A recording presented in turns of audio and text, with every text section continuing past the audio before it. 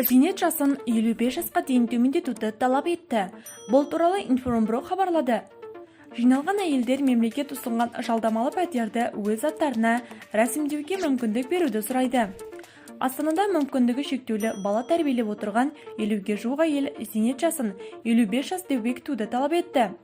Оған қоса осы санаттағы отбасылар баспаналы болу үшін арнайы кезек енгізуді сұрады, деп хабарлайды 31 арнаның Информбюро ақпараттық бағдарламасы.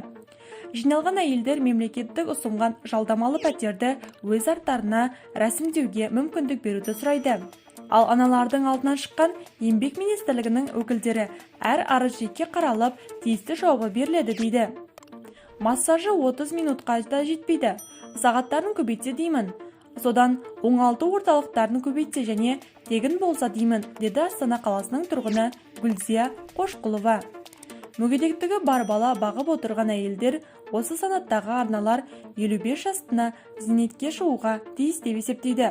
Сондай-ақ әр мүмкіндігі шектеулі баласы бар отбасылар баспаналы болу үшін арнайы кезек енгізілуі қажет дейді.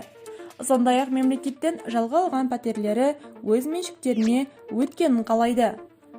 Бұдан бөлек баланы сауықтыру, сапалы дәрімен қамту, шипажайларға тегін жолдама беру секілді проблемалары дағы бар. Үмітіміз үлкен, балаларымызға оңалту өте қажет. Ата-аналар осы балаларға қарап жүрген соң жұмыс істемейміз. Сондықтан зейнет жасын да төмендетсе екен, деді Гүлзия Қошқұлова. Аналар қойған талаптарын қағазға түсіріп, министрлік өкілдерінің қолына тапсырды. Бірнеше талап қойып жатыр. Олардың бәрін жеке-жеке қарап, мүмкіндігінше заң бойынша қажет көмек береміз, деді Еңбек және халықты әлеуметтік қорғау министрлігінің өкілі Төлеген Оспанқұлов.